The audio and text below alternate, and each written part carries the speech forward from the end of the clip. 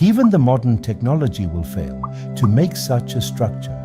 This is the Thousand-Pillar Temple or Rudreshwara Swami Temple, a historical Hindu temple located in the town of Hanamakonda, Telangana state of India. It is a remarkable structure, dates back to at least 1,000 years.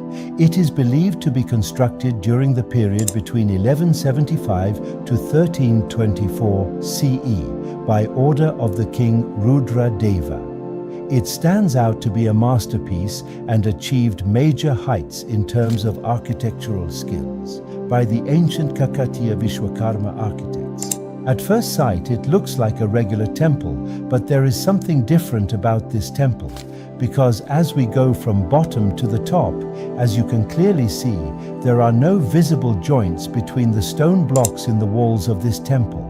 This makes people wonder if the entire temple is made of one rock, like the Kailasha temple. But archaeologists confirm that this temple is made of many stone blocks. In most of the temples of ancient India, even entirely made up of stones, we can clearly see the joints, but in this temple, we can't see a single joint visible. What is most fascinating about this temple is that there is no cement, mortar, or glue used to build this temple. How did ancient builders achieve such an extraordinary level of jointing many centuries ago? What kind of technology existed, and how was such a temple built? Ancient builders created such a complex interlocking system with dozens of different cuts in each stone block that it is hard to dismantle even with modern equipment. It is hard enough to do this between two stone blocks, but imagine how many cuts would have been needed to connect 4 or 5 stone blocks together, and doing it with thousands of stone blocks. How did they manage to cut large stone blocks many centuries ago? Making cuts on stones may be easy, but making these cuts with such a precision that no cut should be visible. This is just an extraordinary technology and can only be achieved with advanced machines. It's impossible to build such a huge temple with such a precision of no visible joints, with primitive tools like chisels and hammers. Most of the Indian temples are filled with the carvings of gods, but look at this temple's outer walls. Something strange is depicted here on the walls, which is remarkably similar to modern-day drilling bits. There is an undisputed similarity between these carvings and drill bit tools. Even the same drill bits can be seen in the Ramappa temple, which was built by the same Kakatiya dynasty during the same time period.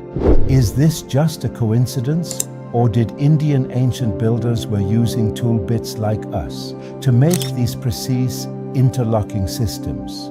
Furthermore, the temple's pillars provide intriguing evidence of drilling machines upon closer inspection. You could notice very tiny holes drilled on these pillars. In fact, they are so small that even a thread can't pass through them. And just look at the finishing or polishing of these pillars. Such kind of shine and polishing can't be achieved with simple tools. Now the question arises why this temple is called 1,000 Pillars Temple, because it doesn't have 1,000 pillars.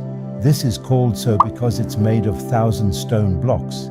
It is said that in 1300 AD, Alauddin Khilji attempted to demolish this magnificent temple.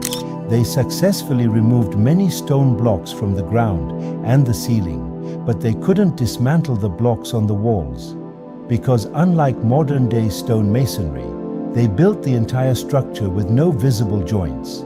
They made such an extraordinary structure with the complex interlocking system, which shows they had reached the peak of advanced engineering, and even barbarians were not able to dismantle them. Modern technology seems quite primitive because you can clearly see the joints among the slabs placed by the archaeological department later on, who tried to restore the destruction done by Alauddin Khilji's army.